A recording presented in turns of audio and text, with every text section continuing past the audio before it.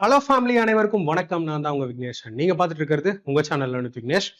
So finally group D exam start ஆயிடுச்சு இல்லையா? So இன்னில இருந்து ஸ்டார்ட் ஆகுது. ஸோ ஃபர்ஸ்ட் ஷிஃப்ட் முடிஞ்ச பிறகு நான் கொடுக்குற அனாலிசிஸ், அதாவது எக்ஸாம் எப்படி ஸ்டார்ட் ஆச்சு, எப்படி இருந்துச்சு, அண்ட் செக்ஷன் வைஸ் இருந்துச்சா, மிக்ஸ்டா இருந்துச்சா, அண்ட் அந்த 20 மார்க்குக்கு என்ன கேட்குறாங்க, கரண்ட் அவர்ஸா, ஜென்ரல் அவேர்னஸா, அண்ட் மேக்ஸ் எப்படி இருந்துச்சு, ரீசனிங் எப்படி இருந்துச்சு, இனி அடுத்தடுத்த ஷிஃப்ட்ஸ் போறவங்க எவ்வளவு கேர்ஃபுல்லா இருக்கணும், இது எல்லாத்தையுமே நான் உங்களுக்கு டீடைல்டா இந்த வீடியோல சொல்ல போறேன். அண்ட் மறக்காம நம்ம டெலிகிராம் சேனல்ல ஜாயின் பண்ணிக்கோங்க. இதுலதான் உடனே என்னோட அப்டேட்ஸ் அண்ட் ரொம்ப முக்கியமான விஷயங்கள், கிளாஸஸ், இது எல்லாமே வரும். இந்த வீடியோ பொறுத்த வரைக்கும் கொஸ்டின்ஸ்லாம் எடுத்துட்டு வரல, நீங்க கிளாஸ் வீடியோஸ் பாருங்க. பட் இந்த வீடியோ உங்களுக்கு ஒரு கிளியர் ஐடியா கொடுக்கும், லைக் எக்ஸாம் எப்படி போயிட்டு இருக்கு அப்படின்னு. ஓகேவா? ஃபர்ஸ்ட் ஆஃப் ஆல் நான் ஒரு விஷயம் சொல்ல ஆசைப்படுறேன். இந்த மாதிரி அனாலிசிஸ் கொண்டு வர்றதுக்கான மெயின் ரீசன் ஸ்டூடெண்ட்ஸ் தான். ஸோ அவங்க கேட்பாங்க. ஏன் இதை நான் சொல்றேன் அப்படின்னா, கண்டிப்பா ப்ராப்பரா ப்ரிப்பரேஷன் பண்ணியிருக்கணும். சரியா? ஸோ இந்த அனாலிசிஸ் வீடியோ பார்க்கறதுனால என்னால ஸ்கோர் பண்ணிட முடியுமா அப்படின்னு கேட்டீங்கன்னா கிடையவே கிடையாது. ஸோ நல்லா ப்ரிப்பேர் பண்ணவங்க பார்த்தால் கொஞ்சம் நல்லது. அண்ட் இனிமே உங்களுக்கு இத்தனை நாள்ல, சப்போஸ் நாளைக்கு நாளைக்கு இல்லை இன்னும் கொஞ்சம் நாள்ல எக்ஸாம் அப்படின்னா உடனே ஒன்றும் பண்ண முடியாது. ஓகேவா? ப்ராப்பரா ப்ரிப்பேர் பண்ணி இருந்தால் மட்டும்தான் கண்டிப்பா ஸ்கோர் பண்ண முடியும். ஸோ இந்த ரெகுலரா ஃபாலோ பண்ற ஸ்டூடெண்ட்ஸ்க்கு இது ரொம்பவே யூஸ்ஃபுல்லான வீடியோவா இருக்கும். சரியா? அண்ட் மறக்காம நம்ம ஆப்பும் டவுன்லோட் பண்ணிக்கோங்க. ஸோ இது வரைக்கும் உங்களுக்கு தேவையான ஸ்டடி மெட்டீரியல்ஸ் எதுவுமே கிடைக்கலனாலும் இதுலயே இருக்கு, அண்ட் கோர்சஸ் வேணும்னாலும் அவைலபிளா இருக்கு, நீங்க செக் அவுட் பண்ணி பார்க்கலாம். ஓகேவா? அண்ட் நான் இந்த எல்லா சாப்டருக்கான வீடியோஸும் போட்டிருக்கேன். குறிப்பா இன்னைக்கு சொல்லணும் அப்படின்னா மென்சுரேஷன் நிறைய வந்திருக்கு. மென்சுரேஷன் சரியா? ஸோ மென்சுரேஷனுக்கு மட்டும் 22 hours வீடியோ இருக்கு, அண்ட் 22 hours இருக்கு. சரியா? எல்லாமே கீழே டிஸ்கிரிப்ஷன்ல இருக்கு. அண்ட் தென் ஸ்டாட்டிஸ்டிக்ஸ்ல கொஸ்டின் வந்ததா சொல்றாங்க. மென்சுரேஷன், அல்ஜிப்ரால கொஸ்டின் இருந்திருக்கு, ப்ராஃபிட் அண்ட் லாஸ்ல கொஸ்டின் இருந்திருக்கு, காமன் இன்ட்ரெஸ்ட்ல கொஸ்டின் இருக்கு. எல்லாத்தையுமே டீடைலா பார்ப்போம். ஓகேவா? ஸோ இது வரைக்கும் நீங்க மிஸ் பண்ணியிருந்தாலும் வீடியோஸ் எல்லாமே கீழே இருக்கு. குரூப் டி சீரிஸும் தனியா போட்டிருக்கேன், அதுவும் பாருங்க. ஸோ ஃபர்ஸ்ட் ஆஃப் ஆல் உங்களோட பேப்பர் இப்படி தான் இருக்கும் இல்லையா? 30 ரீசனிங், 25 சயின்ஸ், 25 மேக்ஸ் அப்படின்னு. ஸோ எக்ஸாக்டா லாஸ்ட் இயர் மாதிரி இதே மாதிரி தான் இந்த தடவையும் பேப்பர் இருந்திருக்கு. Section wise. செக்ஷன் வைஸ்னா 30 ரீசனிங் இருந்திருக்கு, 25 சயின்ஸ் இருந்திருக்கு, 25 மேக்ஸ் இருந்திருக்கு, 20 ஜெனரல் அவேர்ஸ் இருந்திருக்கு. இதுல லாஸ்ட் இயர் மாதிரியே ஒண்ணு பண்ணியிருக்காங்க.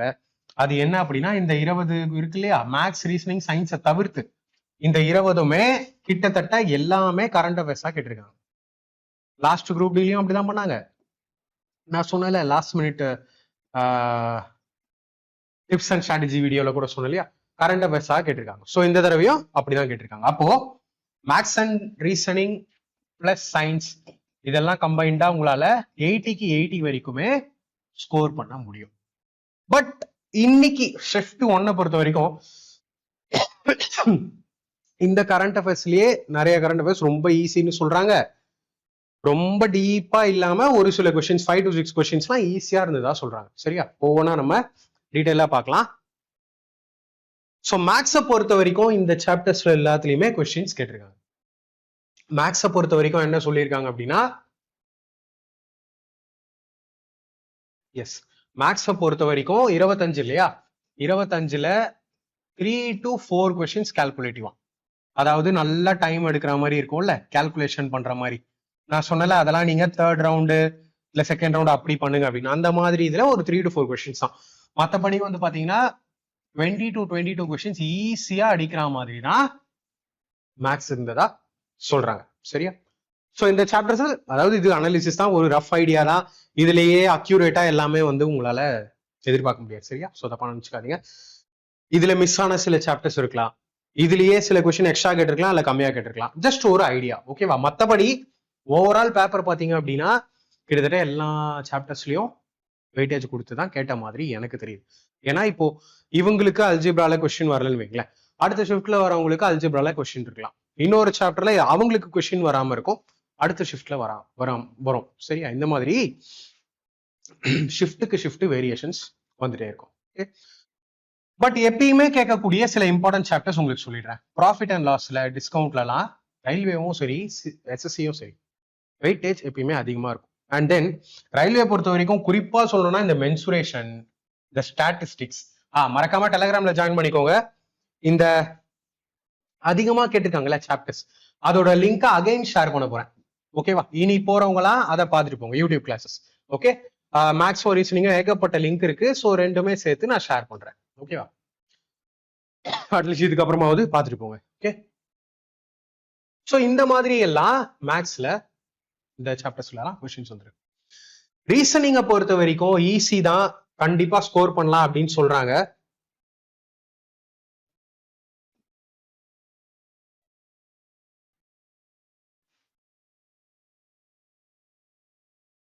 ஏன்னு தெரியல, மிக்சிங்கா வந்துருச்சு. சரி, ஓகே, நோ ப்ராப்ளம். ரீசனிங் எப்பயும் போல என்ன பண்றாங்க அப்படின்னா இந்த சாப்டர்ஸ்ல எல்லாம் அதிகமா கொஸ்டின்ஸ் கேட்கறாங்க. அண்ட் இன்னொரு விஷயம் நான் உங்ககிட்ட முக்கியமா சொல்ல ஆசைப்படுறேன். ரீசனிங்ல கடந்த ஒரு 3 வருஷமா, ஓகேவா, 2024, 25 அண்ட் 2026 இந்த calendar, clock, dice, counting of figures இருக்கும்ல அது, அதே மாதிரி இந்த நான் வெர்பல் இருக்கும்ல, படம் போட்டு கேள்வி கேட்பாங்க இல்லையா அது, அண்ட் தென் ரொம்ப இந்த ஸ்டேட்மெண்ட், கன்க்ளூஷன், ஆர்கியூமெண்ட், அசம்ஷன், இதுல எல்லாம் வந்து பாத்தீங்கன்னா கொஸ்டின்ஸ் வர மாட்டேங்குது. மேபி புது பேட்டர்னா என்னன்னு தெரிய மாட்டேங்குது. ஓகேவா? சோ அதுக்கு பதில் என்ன பண்ணிட்டாங்க, இந்த coding, decoding, series, number series, இல்ல ஆல்பா நியூமரிக் சீரீஸ், இல்ல ஆல்பபெட், நம்பர், சிம்பிள் எல்லாமே யூஸ் பண்ற சீரீஸ், அதே மாதிரி இந்த சீட்டிங் அரேஞ்ச்மெண்ட், இந்த பசில், இதுலயே உங்களோட கொஸ்டின்ஸ் எல்லாத்தையுமே நிரப்பி ஒரு சாப்டர்லயும் 3 கொஸ்டின் 4 கொஸ்டின் கூட கேட்டு ரீசனிங்கா கம்ப்ளீட் பண்ணிடுறாங்க. ஸோ அல்டிமேட்லி உங்களுக்கு சொல்லணும் அப்படின்னா 11ல இருந்து ஒரு 12 சாப்டருக்குள்ள ரீசனிங்கா கம்ப்ளீட் ஆயிடும். கேட்டுட்டு இப்போ வர எல்லாமே குரூப் டி, என்டிபிசி, ஏஎல்பிஜே அந்த மாதிரி. ஓகேவா? அதனால நானும் நிறைய வீடியோ யூடியூப்லயும் பண்ணியிருக்கேன் அண்ட் கோர்ஸ்லயும் லேட்டஸ்ட் அப்டேட்ஸ் நிறைய பண்ணியிருக்கேன். சரியா? அதெல்லாம் யூஸ் பண்ணிக்கோங்க, பார்த்துட்டு போங்க. ரீசனிங்கை பொறுத்த வரைக்கும் ஈஸி தான் அப்படின்னு சொல்றாங்க. பட் இந்த சாப்டர்ஸ் இருக்குல்ல, லைக் சீட்டிங் அரேஞ்ச்மெண்ட், பசில், இது ரெண்டுமே உங்களோட டைமை பயங்கரமா வேஸ்ட் பண்ணக்கூடிய ஒரு சாப்டர்ஸ் ரெண்டுமே. ஓகேவா? ஸோ கொஸ்டினை பாருங்க, சீட்டிங் அரேஞ்ச்மெண்ட்டோ இல்ல பசிலோ ரொம்ப பெருசா இருந்தா அதை ஃபர்ஸ்ட் ரவுண்ட்ல தொடவே தொடாதீங்க. அட்வைஸ் பண்ணவே மாட்டேன். செகண்ட் ரவுண்ட், தேர்ட் ரவுண்ட்ல போங்க. ஏன்னா கண்டிப்பா வந்து நம்ம பேப்பர் பென் அந்த சாப்டர்ஸ்க்கு யூஸ் பண்ணுவோம். ஓகேவா? அதே மாதிரி தான் ரேங்கிங்லயும் சம்டைம்ஸ் நம்ம பேப்பர் பென் யூஸ் பண்ற மாதிரி வரும். ஒரு coding, decoding, blood relation, syllogism கூட நம்மளால ஈஸியா வித்தவுட் பேப்பர் பென் கூட சால்வ் பண்ண முடியும். அதனால ரீசனிங்லயுமே ஸ்டாண்டர்டான சில சாப்டர்ஸ்ல இருந்து தான் உங்களுக்கான கொஸ்டின்ஸ் கேட்கப்பட்டிருக்கு. எனிவே அதுக்குமே ஷார்ட்கட்ஸ் கிடையாது. முன்னாடி ஓரளவுக்கு ப்ரிப்பரேஷன் பண்ணி இருந்தால் நீங்க நல்லா பண்ணலாம். சரியா? அடுத்தபடியா நான் வரேன் கரண்ட் அஃபேர்ஸ். கிட்டத்தட்ட 15 to 20 கொஸ்டின்ஸ் கேட்கறாங்க.